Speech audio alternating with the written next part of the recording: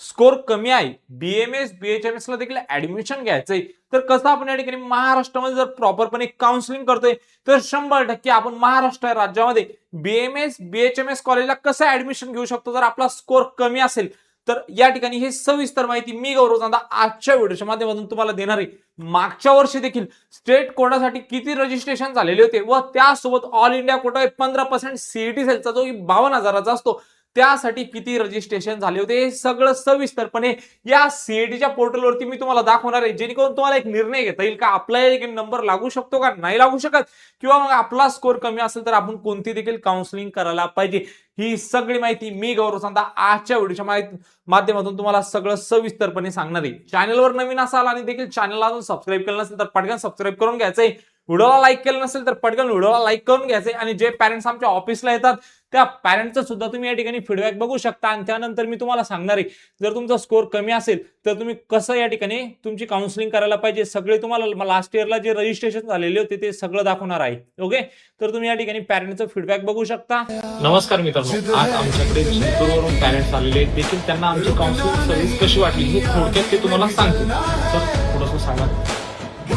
मी जीवन सांगेकर, जिंतूर येथून next state academy येथे छत्रपती संभाजीनगर येथे आलो आणि यांना ऑफलाईन भेट दिली. मी यांची काउन्सिलिंग जी आहे जे व्हिडिओ युट्यूबला मी सतत पाहतो. रिनीट 2026 ची एक्झाम झाल्याच्या नंतर निकाल 16 जुलै 2026 रोजी आऊट झाला. त्या दिवशी सरचे मी ऍक्च्युअल व्हिडिओ बघितले तर रात्री 2 ते 2:30 पर्यंत सरचे लाईव्ह सेशनला मी अटेंड केलेले होते आणि सरांचं मार्गदर्शन हे उत्तम आणि एक छान प्रकारे गरीब मुलांसाठी एक त्याचा खूप फायदा होईल असं मार्गदर्शन सरांचं आहे.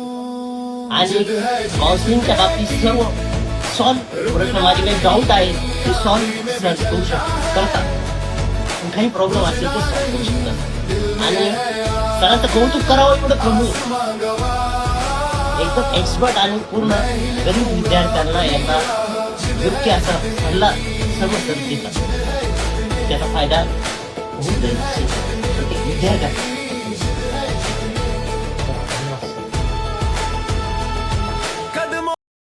जे पालक लोक ऑफिसला येत आहे ते त्यांच्या मनावून स्वतःहून ते जे फीडबॅक देत आहे ते तुम्ही या ठिकाणी बघू शकता.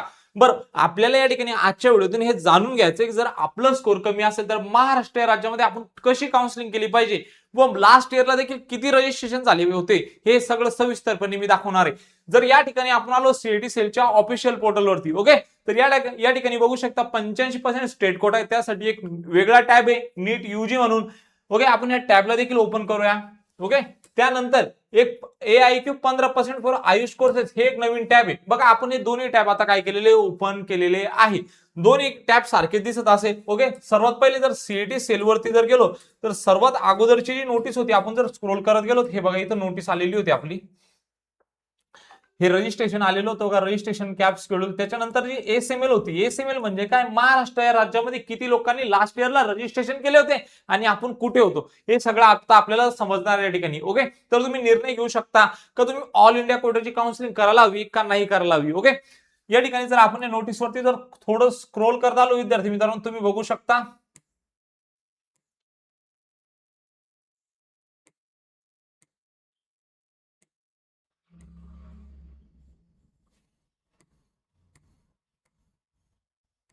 बघा या ठिकाणी तुमची मेरिट लिस्ट आलेली होती. आता या मेरिट लिस्ट मध्ये आपल्याला कळते की महाराष्ट्र या राज्यामध्ये किती लास्ट इयरला ऍडमिशन झालेले होते.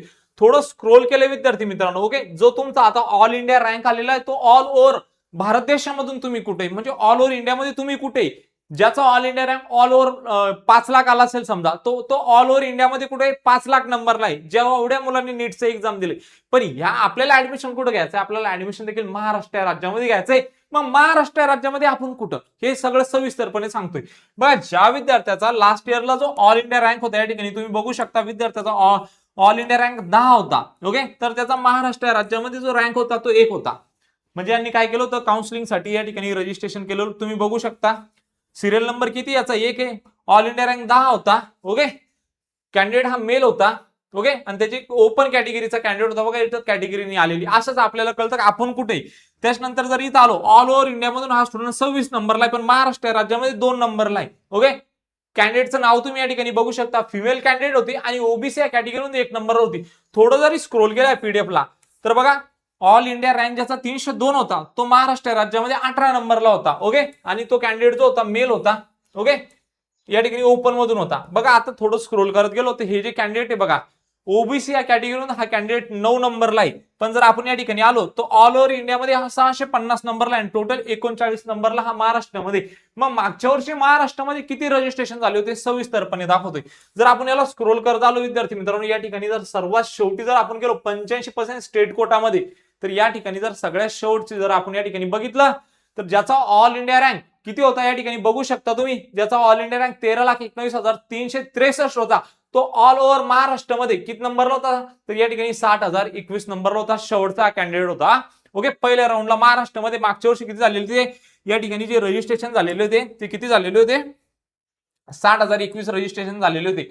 आता समजा तुम्हाला महाराष्ट्रामध्ये ऍडमिशन घ्यायचं एक कॉलेज, या कॉलेजला 100 जागा आहे, तर याचे जे 85% जे सीट आहे विद्यार्थी मित्रांनो ह्या कुठून भरल्या जाणार आहे तर या सीईटी सेलच्या 85% स्टेट कोट्यातून भरल्या जाणार आहे. स्टेट कोटा आणि याच्या 15% ज्या जागा आहे 15% ज्या जागा आहे ह्या सीईटी सेलच्या कोट्यातून भरल्या जाणार आहे. मग मागच्या वर्षी 85% स्टेट कोट्यातून किती रजिस्ट्रेशन झाले होते तर 60,021 काय झालेले होते या ठिकाणी रजिस्ट्रेशन झाले होते. सर्वात महत्वाचा प्रश्न का ऑल इंडिया कोट्यातून किती रजिस्ट्रेशन झालेले होते मागच्या वर्षी सविस्तरपणे आपण या ठिकाणी बघू शकतो. आता जर आपण या ठिकाणी आलो सीईटी सेलच्या ह्या पोर्टलवरती, ओके 15%च्या पोर्टलवरती जाऊया आपण. ओके,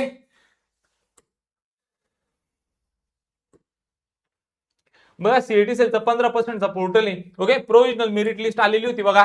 ओके, तर यामधून तुम्ही बघू शकता आता या ठिकाणी सीट मॅट्रिक्स यामध्ये जर आपण याची ओपन केली, 1 मिनिट आता सीट मॅट्रिक्स आणि दोन्ही या ठिकाणी काय होत आहे ओपन होत आहे तुमच्या. 1 मिनिट थोडंसं लोड होतं या ठिकाणी. हे बघा तुमची मेरिट या ठिकाणी डाउनलोड झालेली आहे. ओके, तर ज्याचा ऑल इंडिया रँक या ठिकाणी बघू शकता, ज्या महाराष्ट्रामधले जे कॉलेज समजा XYZ नावाचं त्या कॉलेजला 100 जागा असतील तर 15% ज्या जागा आहे त्या महाराष्ट्र सीईटी सेलचा जो 15%चा कोटा आहे त्याच्यातून त्याचा काय भरला जातो या ठिकाणी सीट भरले जातात. म्हणजे तुम्हाला सेमी गव्हर्नमेंट कॉलेज जर पाहिजे असेल BMS BHMS साठी बघू शकता ज्या कॅन्डिडेटचा ऑल इंडिया रँक किती होता 98,227 होता आणि त्याचा सिरियल नंबर देखील महाराष्ट्रामध्ये किती नंबरला आहे त्या कॅन्डिडेटचा 1 नंबरला आहे. तुम्ही बघू शकता.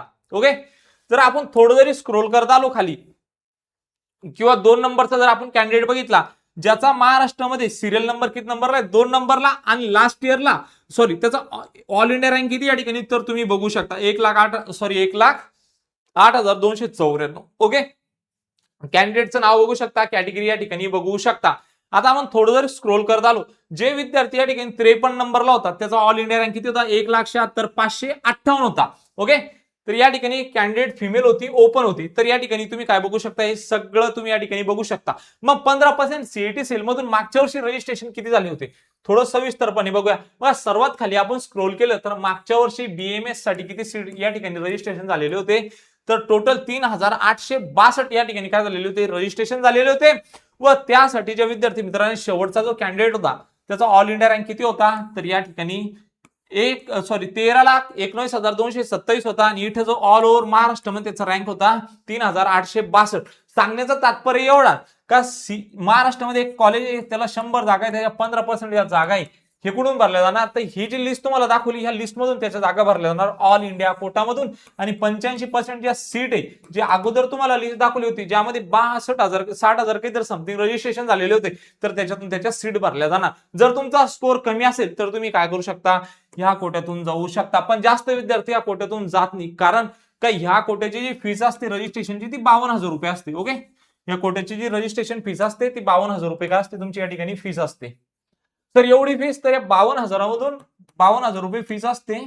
52,000 50,000 रुपये तुम्हाला हे रिफंडेबल असतात आणि 2,000 रुपये तुमची नॉन रिफंडेबल फीस असते. जर तुमचं या ठिकाणी स्कोर कमी असेल तर तुम्ही ह्या कोट्याचा सुद्धा विचार करू शकता.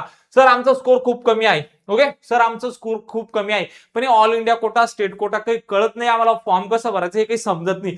तर बघा जर तुम्ही फक्त मार्गदर्शनसाठी आमच्या सोबत जुडताय ओके तर आपली फीस किती आहे 4,999 तुम्ही जॉईन करू शकता. यामध्ये सगळं सांगितलं जाणार कोणतं कॉलेज कसं आहे. ओके, त्यानंतर त्या कॉलेजला तुम्हाला कसे प्रिफरन्सेस भरायचे, काउन्सिलिंग कसे चालते, वेळोवेळी येणारे सगळे अपडेट तुम्हाला दिली जाणार, ए टू झेड प्रोसेस दिली जाणार.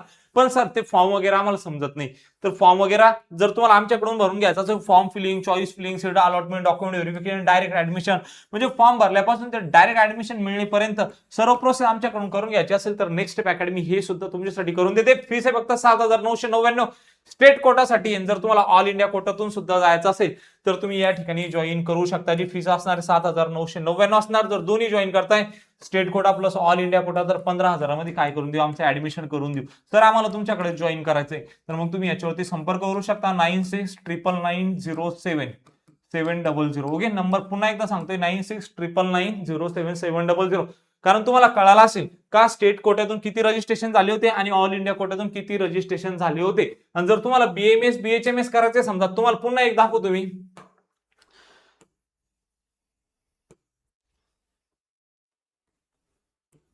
या ठिकाणी जर आलो तर ही बघा, त्याच्यानंतर तुमची या ठिकाणी काय आलेली होती, सीट मॅट्रिक्स आली होती ती ऑल इंडिया कोट्यातून.